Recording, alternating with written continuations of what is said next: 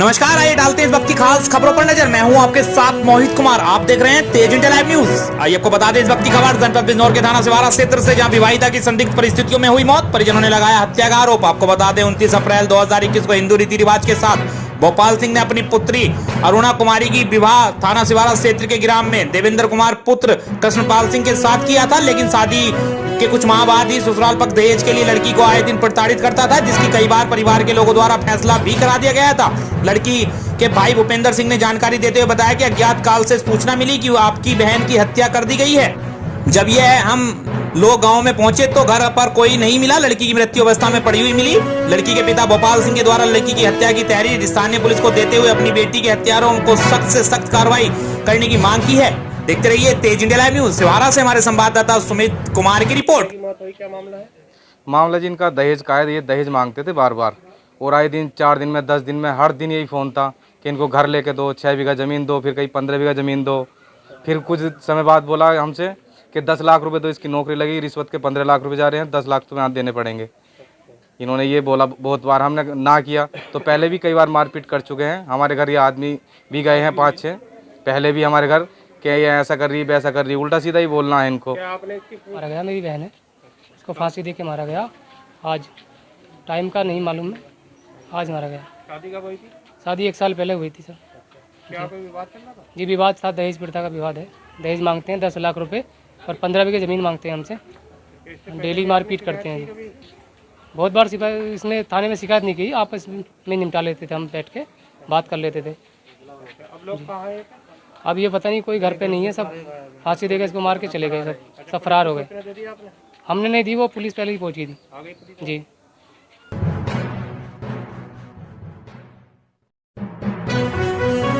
आइए डालते हैं इस बुलेटिन की अगली खबर पर नजर, जो कि आ रही है जनपद बिजनौर से। आपको बता दें ग्रामीण पत्रकार एसोसिएशन इकाई बिजनौर ने प्रदेश में हो रहे पत्रकारों के शोषण के विरुद्ध राष्ट्रपति के नाम जिलाधिकारी को ज्ञापन सौंपा। आपको बता दें इंटरमीडिएट की परीक्षा के पेपर लीक की घटना का उजागर करने वाले पत्रकारों को बलिया की पुलिस अधीक्षक ने फर्जी दोषी ठहराया कर मुकदमा कर जेल भेज दिया, जिसको लेकर प्रदेश भर के पत्रकारों में रोष व्याप्त है। इसी के चलते बिजनौर ग्रामीण एसोसिएशन इकाई बिजनौर के डॉक्टर भानु प्रकाश वर्मा के नेतृत्व में तमाम पत्रकारों ने कलेक्ट्रेट में धरना प्रदर्शन कर देश और प्रदेश में हो रहे पत्रकारों के शोषण का विरोध करते हुए राष्ट्रपति के नाम जिलाधिकारी को ज्ञापन सौंपा। उन्होंने राष्ट्रपति से मांग की है कि बलिया पेपर लीक कांड में निष्पक्ष जांच कर पुलिस अधीक्षक अन्य पेपर लीक की घटना में सम्मिलित अधिकारियों पर कड़ी कार्रवाई करे और पत्रकारों पर हुई कार्रवाई वापस की जाए। उन्होंने राष्ट्रपति से ज्ञापन के जरिए मांग की है कि किसी भी पत्रकार पर आरोप लगाता है तो उसकी निष्पक्ष जांच करने के बाद ही गिरफ्तारी सुनिश्चित करें। बिजनौर से हमारे संवाददाता फहीम की रिपोर्ट। देखिए, ग्रामीण पत्रकार एसोसिएशन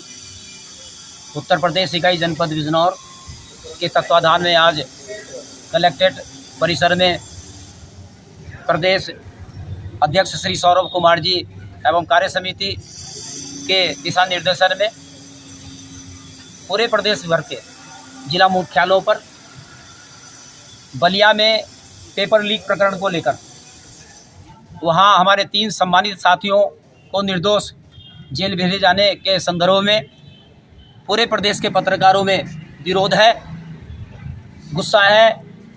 उनको निर्दोष जेल भेजा गया है और आधा दर्जन से ज़्यादा एक मामले में एक क्षेत्र के पत्रकारों को अर्धनग्न किया गया है, जो बेहद शर्मनाक है, लोकतंत्र की हत्या है।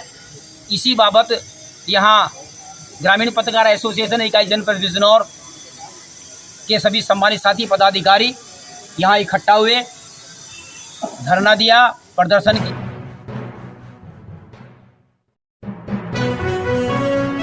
आइए डालते हैं इस वक्त की अगली खबर पर नजर, जो कि आ रही है जनपद बिजनौर के थाना नजीबाबाद क्षेत्र से, जहां थाना नजीबाबाद स्थित भारत टाकिस के पास तेज रफ्तार बाइक सवार 3 युवक बाइक अनियंत्रित होकर डिवाइडर से नीचे गिरने से बुरी तरह घायल हो गए। मौके पर पहुंची पुलिस ने तीनों को समीरपुर सीएससी में भर्ती कराया, जहां इलाज के दौरान एक की मौत हो गई है, जबकि 2 की हालत नाजुक देखते हुए जिला अस्पताल के लिए रेफर कर दिया गया है। आपको बता दें पूरा मामला थाना नजीबाबाद के भारत टाकिस के पास का है, जहां पर बुलेट बाइक पर सवार 3 युवक बाइक अनियंत्रित होकर डिवाइडर से नीचे गिरने से बुरी तरह घायल हो गए।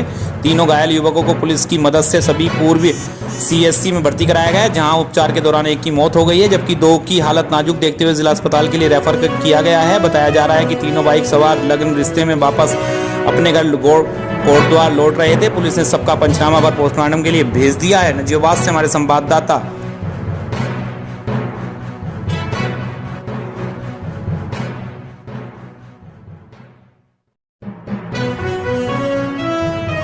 डालते हैं इस वक्त की अगली खबर पर नजर। आपको बता दें जिला अस्पताल में मेडिकल वार्ड में दो पक्षों में हुआ जमकर झगड़ा और मारपीट। अस्पताल पुलिस मौके पर पहुंचकर दोनों को अस्पताल से बाहर किया। सीएमएस ने दोनों पक्षों को अस्पताल की परिधि के बाहर खदेड़ा और चेतावनी देकर छोड़ा। अपनी बेटी को देखने माँ बाप और भाई अस्पताल आए थे। किसी बात को लेकर दामाद का अपने ससुर और साले के साथ झगड़ा हो गया, जिस झगड़ा इतना हुआ कि मारपीट तक पहुंच गया, जिसको जिला अस्पताल में पुलिस बुलाकर शांत कराया गया। कोई महिला पेशेंट भर्ती हुई होगी डॉक्टर वर्मा के अंदर में। अब इनके आपस के मायके और ससुराल की बात रही होगी, तो जो हमें पता चला 11 बजे के आसपास से आ गए होंगे मायके वाले।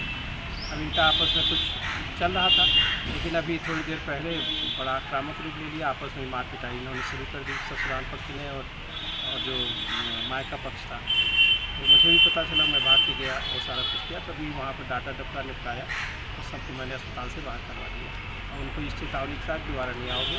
और चूँकि महिला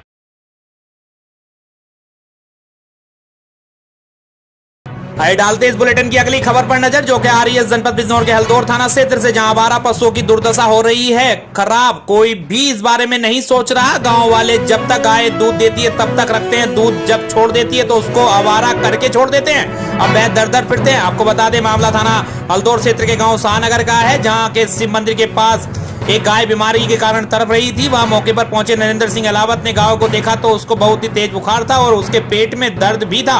उन्होंने हल्दौर सरकारी चिकित्सक को फोन किया। फोन करके 10 मिनट बाद ही हल्दौर के सरकारी चिकित्सक राकेश कुमार मौके पर पहुंचे और गाय का ट्रीटमेंट शुरू कर दिया। और उन्होंने कहा कि जो बिल्ला गाय के कान में पड़ा है उसके माध्यम से उसके मालिक का पता निकाल लेंगे और उसको सूचना दे दी जाएगी। हल्दौर से हमारे संवाददाता नरेंद्र सिंह अलावत की रिपोर्ट। आपके द्वारा दूरभाष पे सूचना मिली।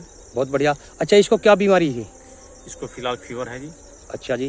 बहुत तेज फीवर हो रहा, मेडिसिन दे दी गई है। अभी आधा घंटे में से फिर उतर जाएगा। बाकी इसके टैगिंग के आधार पे पता लगा किस मतलब पशु मालिक का पता लग जाएगा, तो आपको सूचना कर देंगे।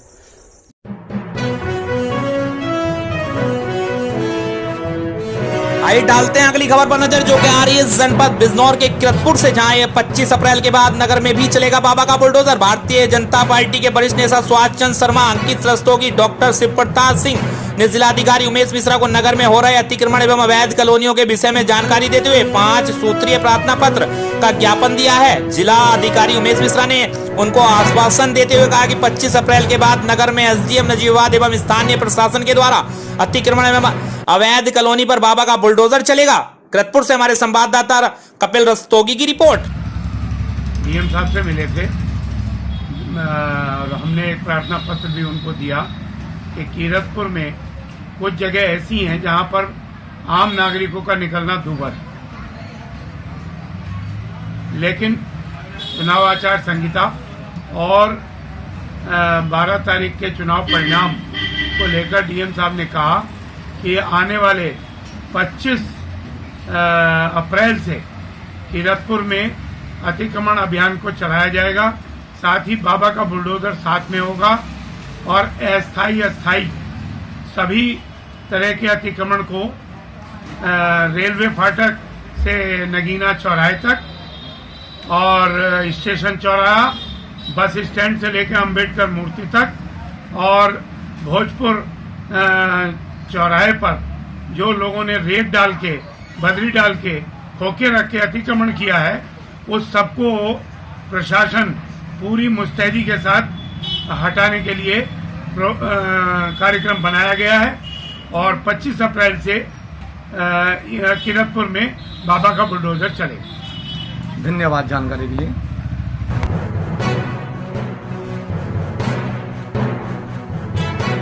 आइए डालते हैं इस बुलेटिन की अगली खबर पर नजर, जो कि आ रही है जनपद बिजनौर के किरतपुर से। आपको बता दें स्टेपिंग स्टोन स्कूल किरतपुर में बच्चों द्वारा बैसाखी का त्योहार बड़े ही हर्षोल्लास के साथ मनाया गया, जिसमें नन्हे मुन्ने बच्चों ने रंग बिरंगी ड्रेस पहनकर अति सुंदर नृत्य प्रस्तुत किए तथा विभिन्न प्रकार के सांस्कृतिक कार्यक्रम व पोयम और एक्टिविटी में से बैसाखी कार्यक्रम को रंगीन बनाया। आयोजित कार्यक्रम में प्ले नर्सरी से लेकर कक्षा 3 तक के बच्चों ने उत्सुकता के साथ कार्यक्रम में बढ़ चढ़कर भाग लिया। LKG के कक्षा के अवीर व अन्य अग्रवाल यूकेजी के कक्षा की उमामा खान ने सुंदर नृत्य प्रस्तुत कर सबका मन मोह लिया। इस मौके पर स्कूल के प्रबंधक संजय चौहान ने बच्चों को बैसाखी के पर्व के बारे में जानकारी देते हुए सभी बच्चों को व अध्यापकों को शुभकामना दी और प्रत्येक त्योहार को इसी प्रसन्नता के साथ मनाने की बात कही। इस अवसर पर प्रबंधक संजय चौहान, बबीता चौहान, कोऑर्डिनेटर पूजा अग्रवाल सहित स्कूल के समस्त स्टाफ का पूर्ण रूप से योगदान रहा। कृतपुर से हमारे संवाददाता कपिल रस्तोगी की रिपोर्ट।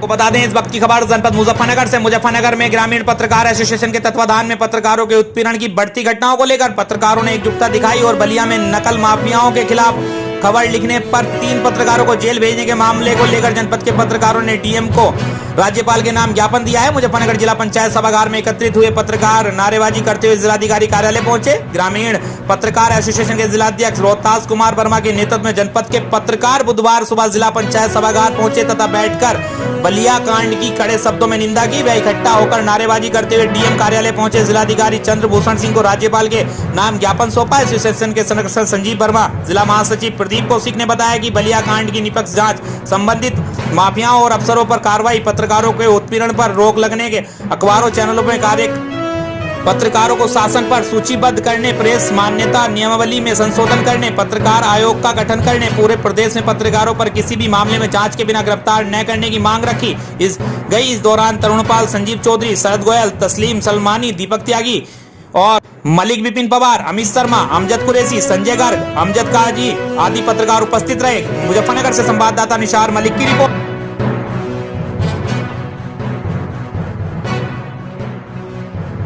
आइए डालते हैं इस वक्त की अगली खबर पर नजर, जो कि आ रही है मुजफ्फरनगर के खतौली से। आपको बता दें खतौली में पत्रकारों में दिखा आक्रोश, ज्ञापन सौंपकर बलिया में जेल भेजे गए पत्रकारों की रिहाई की मांग। ग्रामीण पत्रकार एसोसिएशन ने एसडीएम खतौली को सौंपा महामहिम राज्यपाल को संबोधित ज्ञापन। बुधवार को ग्रामीण पत्रकार एसोसिएशन के प्रदेश के नेतृत्व के आह्वान पर ग्रामीण पत्रकार एसोसिएशन से जुड़े खतौली इकाई द्वारा बलिया में पेपर लीक के मामले में पत्रकारों को भेजा गया था जेल। मामले को लेकर खतौली के पत्रकारों ने भी आक्रोश व्यक्त करते हुए आपको बता दें बुधवार को खतौली इकाई के पत्रकारों ने वरिष्ठ पत्रकार बंसत गौतम के नेतृत्व में राज्यपाल एवं मुख्यमंत्री को संबोधित ज्ञापन उप जिलाधिकारी जीत सिंह राय को सौंपकर जेल भेजे गए पत्रकारों की रिहाई की, वहां पर तैनात जिलाधिकारी समेत दोषी अन्य अधिकारियों को तत्काल कार्रवाई करने की मांग की है।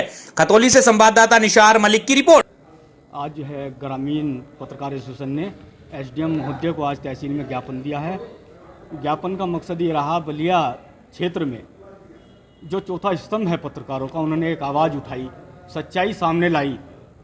जो पेपर लीक हुआ उस सच्चाई को चौथे स्तंभ ने जो है सभी की जनता के सामने लाया कि क्या माहौल पैदा हो रहा है। वो सच्चाई के चलते उनको जो है जेल भेज देगा पत्रकारों को। ये अन्याय है। इस अन्याय को जो है पत्रकार संगठन हमारे जो है बर्दाश्त नहीं करेंगे। उन्हें जो है न्याय मिलना चाहिए। उसमें किसी तरह की कोई जांच नहीं की गई, तथ्य कोई पेश नहीं किए गए कि भाई सच्चाई क्या है। बिना जांच, बिना तथ्यों के आधार पर बलिया में जो है 2 पत्रकार भाइयों को जो है जेल भेज दिया गया। ये जो है चौथे स्तंभ पर प्रहार है। इस प्रहार को जो है किसी भी तरह जो है बर्दाश्त नहीं किया जाएगा। पत्रकारों की आवाज़ को शांतिपूर्ण और न्याय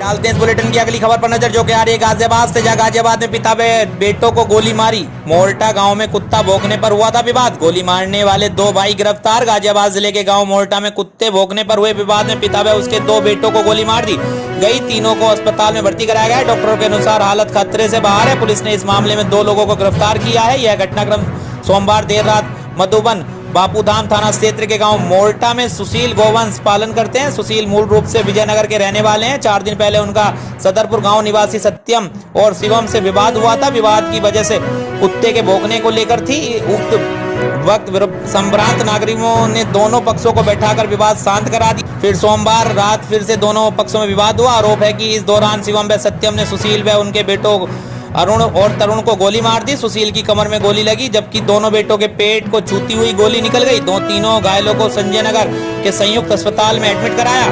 मामले में सुशील की पत्नी कुंतेज ने शिवम व सत्यम के खिलाफ जानलेवा हमले की एफआईआर दर्ज कराई थी। इंस्पेक्टर सुशील कुमार का कहना है कि शिवम और सत्यम को अरेस्ट कर लिया गया है। गोली मारने में प्रयुक्त तमंचा बरामद कर लिया गया। उन्होंने बताया कि तीनों घायलों की हालत डॉक्टरों ने खतरे से बाहर बताई है। गाजियाबाद से संवाददाता समीर खान की रिपोर्ट। तारीख की अर्ली मॉर्निंग थाना मधुबन बापू क्षेत्र के अंदर में रेलवे फाटक मनन धाम रेलवे फाटक के पास एक ही परिवार के 3 लोग पिता और 2 पुत्र सोए हुए थे। उनका विवाद कुछ लोगों से चल रहा था। कुछ बातों को लेके कहासुनी पहले से चल रही थी। आरोप है कि उन्हीं लोगों ने इन तीनों को फायर आर्म से घायल कर दिया। घायलों का उपचार चल रहा है, उन्हें एडमिट कर लिया गया है। इसमें एफआईआर दर्ज कर ली गई है। जो घायल है उनका नाम है सुशील, अमन और तरुण। जो एफआईआर दी गई है उसमें 2 अभियुक्त नामजद हैं और एक अज्ञात में है। जो मुख्य आरोपी हैं नामजद हैं, उन्हें हिरासत में लिया जा चुका है। पूछताछ की जा रही है, आवश्यक विधिक कार्रवाई सुनिश्चित की जा रही है।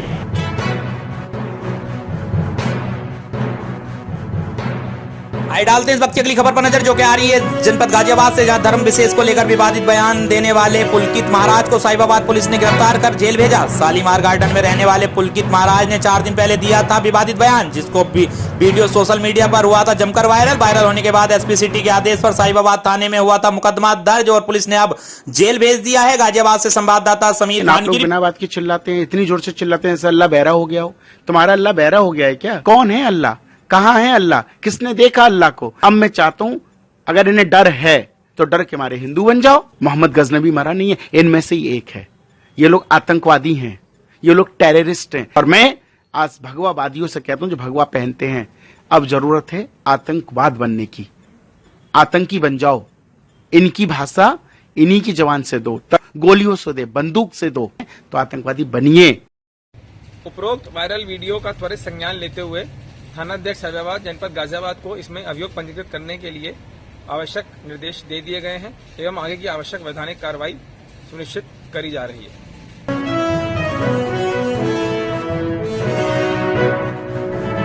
वक्त की खबर जनपद गाजियाबाद से, आपको बता दें गाजियाबाद में रहने वाले कार्तिक नाम के 21 वर्षीय युवक की कनाडा में गोली मारकर हत्या कर दी गई थी। इस हत्याकांड को अंजाम देने वाले आरोपी को कनाडा पुलिस ने गिरफ्तार कर लिया है। पुलिस ने प्रेस कॉन्फ्रेंस कर कार्तिक की हत्या का खुलासा किया। यह प्रेस कॉन्फ्रेंस भारतीय समय के मुताबिक रात 8:30 पर की, लेकिन पुलिस ने जिस तरह से इस केस का खुलासा किया है, आरोपी को गिरफ्तार किया है, इस पूरे प्रकरण में कार्तिक के परिजन संतुष्ट नहीं है, क्योंकि कार्तिक के परिजनों का कहना है कि आरोपी खुलेआम हथियार लेकर घूम रहा था। उसने कार्तिक के अलावा दूसरे दिन ही एक अन्य शख्स की भी गोली मारकर हत्या की थी। आखिर इस हत्यारे ने ऐसा क्यों किया और खुलेआम हथियार लेकर सड़क पर किस लिए वह घूम रहा था? आखिर वह किस पुलिस का क्या कर रही थी?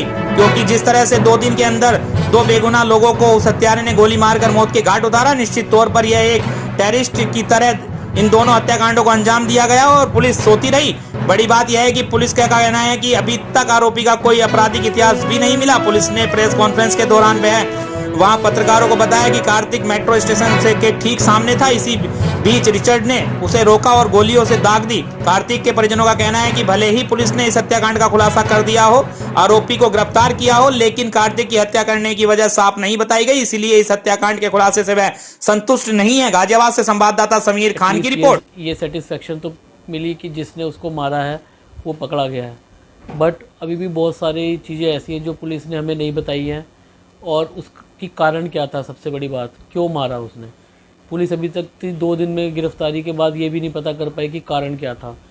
उस व्यक्ति ने अगले दिन शनिवार को एक बंदे को और वहाँ पर इनोसेंट आदमी, क्योंकि उन्होंने मैं ठीक है, पुलिस की थैंकफुल हूँ कि उन्होंने कातिल को पकड़ा है, लेकिन वो कोई आम कातिल नहीं है। उसने 3 दिन के अंदर 2 बंदों को मारा है, तो मुझे पुलिस से जवाब चाहिए क्यों मारा है और जस्टिस चाहिए। ये एक उसके पास से राइफल्स मिली हैं, गन्स मिली हैं, so is not a normal man, he is a terrorist. और मैं चाहती हूँ उसको जल्दी से जल्दी सख्त डालते हैं इस बुलेटिन की अगली खबर पर नजर, जो कि आ रही है जनपद गाजियाबाद से। आपको बता दें गाजियाबाद में पुलिस ने हथियारों के सबसे बड़े तस्कर को गिरफ्तार किया है। आरोपी जहरूद्दीन दिल्ली के इंदिरा गांधी इंटरनेशनल एयरपोर्ट पर पकड़ा गया। वह विदेश भागने की फिराक में था। एयरपोर्ट अथॉरिटी की मदद से उसे पकड़ा जा सका। पता चला है कि आरोपी पूरे पश्चिम उत्तर प्रदेश के अलावा देश के अलग अलग हिस्सों में हथियार सप्लाई करता था। अब तक पकड़े गए हथियारों के तस्करों में उसका नाम सबसे ऊपर आता है, लिहाजा पुलिस ने उसकी तलाश काफी दिनों से कर रही थी। आरोपी मेरठ का रहने वाला है, जबकि उसके मुख्य तार बिहार के मुंगेर से जुड़े हैं, जहां से वह हथियारों को मंगवाता और सप्लाई करता था। गाजियाबाद से संवाददाता समीर खान की रिपोर्ट। से लगे हुए थे। कल हमको सुबह जानकारी मिली कि ये कहीं विदेश भागने के प्लान में हैं। जब हमने पता किया तो ये हुआ कि 11 बजे के आसपास ये एयरपोर्ट पहुंच चुका था, क्योंकि ऑब्वियसली इंटरनेशनल फ़्लाइट थी तो उसको टाइम लगता है इमिग्रेशन वगैरह के लिए। जानकारी मिलने के बाद जितनी हमारे पास इसकी जानकारी थी जहीरुद्दीन की पूरा, फिर हमने यहाँ पे लुकआउट नोटिस, लुकआउट सर्कुलर हमने जारी कराया अपने LIU के थ्रू। वो हमने इंटरनेशनल एयरपोर्ट, उनके इमिग्रेशन ऑफिस जो होते हैं, ब्यूरो ऑफ इमिग्रेशन, वहाँ भिजवाया। उन्होंने अपने लुकआउट सर्कुलर सारे जो भी पोर्ट्स रहते हैं उन पर इशू किया। वहाँ पर ये अपने सही नाम से जा रहा था, इसका जो पासपोर्ट था वो जहीरुद्दीन नाम से ही था। तो वहाँ पे ब्यूरो ऑफ इमिग्रेशन वाले ने उसको नैप कर लिया, वहीं पे बिठा लिया। फिर हमें प्रॉपर लिखा पढ़ी में मतलब हमारी पुलिस वहाँ पर थी, उनको हैंड ओवर किया गया। जहीरुद्दीन कितने दिनों से इस तमंचे बनाने की फैक्ट्री में इन्वॉल्व था, और आखिर आप लोगों को ये पिन पॉइंट इन्फॉर्मेशन कहाँ से थी कि ये विदेश भी वहाँ से? पिन पॉइंट इन्फॉर्मेशन इसलिए थी, हम 3 या 4 ये 2021 में जब इसकी फैक्ट्री पकड़ी गई थी यहाँ पे मुजफ्फरनगर गाजियाबाद में, तब से हम इसके पीछे लगे थे। तो कल हमको पिन पॉइंट इन्फॉर्मेशन मिल पाई, फाइनली हमको इस बारे में सफलता मिली। दूसरी चीज़, ये कब से है, 2017 में भी इसमें मेरठ में मुकदमे हैं। ये आर्म्स का प्रॉपर सप्लायर, ये आर्म्स फैक्ट्री जो है वो चलाता है। तो 2017 में इसमें मेरठ में भी मुकदमे हैं, और ये पहले कपड़ा व्यापारी था मुंगेर का।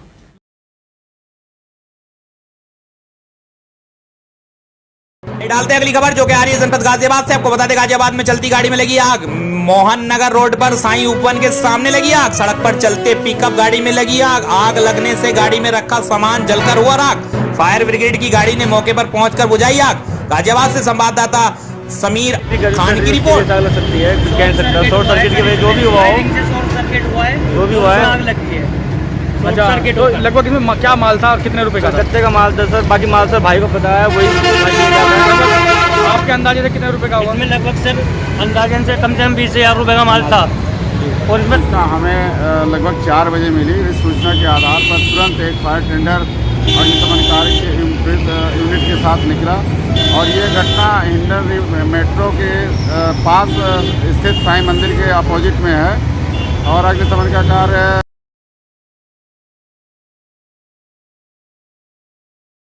डालते हैं बुलेटिन की अगली खबर पर नजर जो कि आ रही है जनपद गाजियाबाद से। आपको बता दें, गाजियाबाद के राजनगर एक्सटेंशन के डब्लू मॉल में पार्किंग से हुई स्कूटी चोरी की घटना सीसीटीवी कैमरे में कैद। गाजियाबाद में चोरों का आतंक साफ तौर पर आप तस्वीरों में देख जा सकता है, किस तरह से 2 बाइक सवार चोर आते हैं और मॉल में खड़ी स्कूटी को चुरा ले जाते हैं। यह सारा मामला सीसीटीवी कैमरे में कैद हो गया है। गाजियाबाद से संवाददाता समीर खान की रिपोर्ट। स्कूटी खड़ी थी पार्किंग में, 2 चोर आते हैं, मेरी गाड़ी निकाल के ले गए। वहाँ से यहाँ थाने में बुलाया गया। सुबह 1 बजे से मैं आया हुआ हूँ। 5 बजे मुझे मेरी FIR रिपोर्ट मिल रही है। 5 बजे इसमें FIR में 5 बजे लिखा हुआ है कि मेरे को 5 बजे रिपोर्ट गई, और मेरी गाड़ी चोरी हुए 4 घंटे हो गए। किसी ने मुझसे ये नहीं पूछा कि आपकी गाड़ी का क्या रहा क्या नहीं है, कोई रिस्पॉन्स नहीं है। मैंने ज़बरदस्ती करके FIR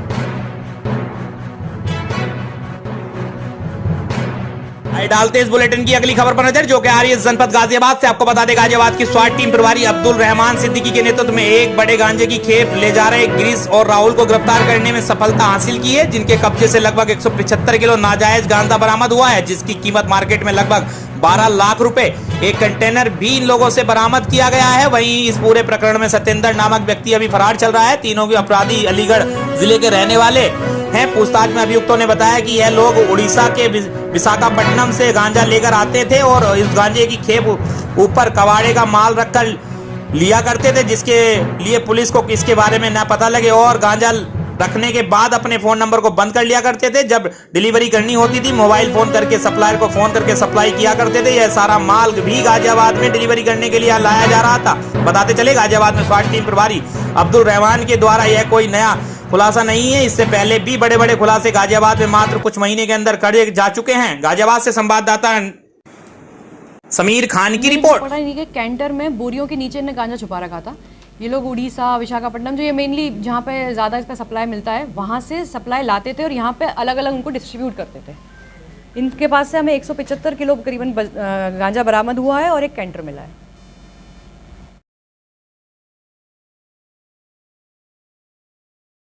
डालते हैं इस बुलेटिन की अगली खबर पर नजर जो कि आ रही है जनपद गौतम बुद्ध नगर के ग्रेटर नोएडा से, जहां दिल्ली मुंबई औद्योगिक कोऑर्डिनेटर DMIC से प्रभावित किसानों ने मुआवजे की मांग को लेकर पिछले काफी समय से धरना प्रदर्शन कर रहे हैं, जिसके चलते आज सैकड़ों किसान महिलाओं के साथ एकत्र होकर रेलवे ट्रैक पर लेट गए और जमकर हंगामा किया।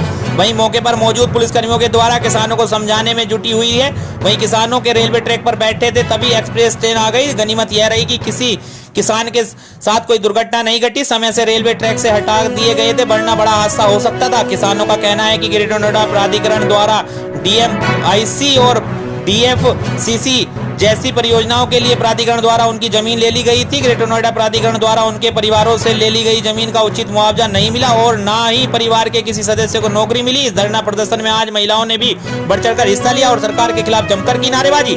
नोएडा से हमारे संवाददाता मोहम्मद अली की रिपोर्ट। नाम रोम कवारी है और जो हमारी जमीन है, जमीन की तो हमें जमीन चाहिए और मकान को हमारी आबादी होनी चाहिए। क्या प्लॉटिंग कर रहे हो क्या? ना। और किस लिए आज बिल्डोजर आए हैं? बिल्डोजर बेमतलब आई है, ढाणे को सड़क निकल रही है, फ्री में ले रही है सरकार। हैं हमारे बालक सड़कन पर आज सारे रेल के आगे लौट गए और जो हमारे बच्चे मर जाते तो हम कहाँ जाते? सरकार का तो माल बन रहा है। हम बोडा की हम यहाँ 80 से 90 साल से रह रहे हैं, पुरानी आबादी बनी हुई है। SDM सक्षम अधिकारी हमारे रेलवे के जो कलेक्टेट में बैठते हैं संजय मिश्रा जी, उन्होंने हमारा ये अवार्ड जो है कृषि में कर दिया था। हम बार बार उनसे बोलते रहे कि हमारे 80 से 90 साल पुरानी आबादी बनी हुई है, और इससे कोई उन्होंने संज्ञान नहीं लिया। फिर मैं आर्बिट्रेशन किया तो आर्बिट्रेशन उन्होंने आबादी मान ली और आबादी मानते उन्होंने कवर्ड एरिया माना है। हमने बोला कि हमारी बाउंड्री जो हम जो रह रहे हैं, हमें पशुपालन जो कर रहे हैं वो टोटल आबादी है, पर इन्होंने इस पर कोई संज्ञान ना लिया और न ही इन्होंने बिगर मुआवजा दिए, न बिगर नोटिस दिए। इन्होंने हमारे 80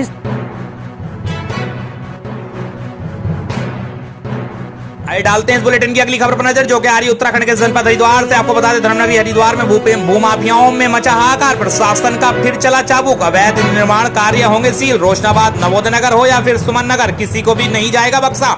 जिलाधिकारी उपाध्यक्ष हरिद्वार रुड़की विकास प्राधिकरण श्री विनय शंकर पांडे द्वारा अवैध प्लॉटिंग, अवैध निर्माण तथा अवैध कब्जों के खिलाफ कार्रवाई करने का अभियान निरंतर जारी है। उनके आदेशों के क्रम में हरिद्वार रुड़की विकास प्राधिकरण द्वारा लगाए गए कई अवैध संपत्तियों को सील करने, अवैध निर्माण को ढाने तथा अवैध प्लॉटिंग को ध्वस्त करने की कार्रवाई लगातार की जा रही है। सचिव हरिद्वार रुड़की विकास प्राधिकरण उत्तम सिंह चौहान ने बताया कि इसी क्रम में आज सुमन नगर में 4 अवैध कॉलोनियां, श्री कुर्बान लगभग 15 बीघा, श्री अर्जुन त्यागी लगभग 12 बीघा, श्री अजय कुमार लगभग 15 तथा तीरथ गुप्ता द्वारा लगभग 12 बीघा जमीन को कॉलोनियों के रूप में विकसित करने पर HRDA की टीम ने सील करने की कार्रवाई की है। जिलाधिकारी उपाध्यक्ष HRDA ने कहा कि जो अवैध प्लॉटिंग, अवैध निर्माण आदि में लिप्त पाए जाएंगे, उनके खिलाफ भी नियमानुसार सख्त से सख्त कार्रवाई की जाएगी। हरिद्वार से हमारे संवाददाता रणविजय सिंह की रिपोर्ट।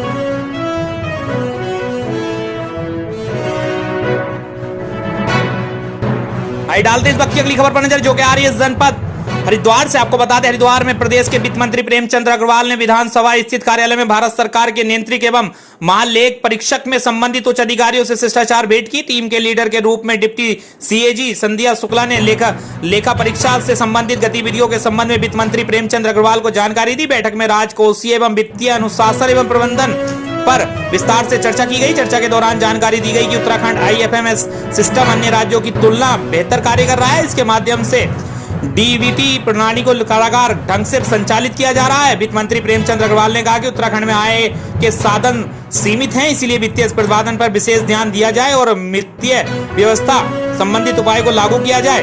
हरिद्वार से हमारे संवाददाता रणविजय सिंह की रिपोर्ट। देखिए, आज क्या कि जो हमारी DP AG है संध्या शुक्ला जी और हमारे उत्तराखंड के प्रिंसिपल AG परविंदर यादव जी से मुलाकात करने का मौका मिला और जिस प्रकार से उत्तराखंड के इस प्रदेश के बारे में बताया, निश्चित रूप से उनके जो फ्रूटफुल हमारे सुझाव मुझे मिले हैं, उससे पहले भी उनके द्वारा हमारे विभाग को दिए गए हैं। तो कोशिश करेंगे, क्योंकि हमारा मकसद भी, हमारी सरकार का मकसद भी है कि कैसे हम लोग अपने उत्तराखंड के बारे में जो हमारी वित्तीय स्थिति है उसको हम सुधार सकें।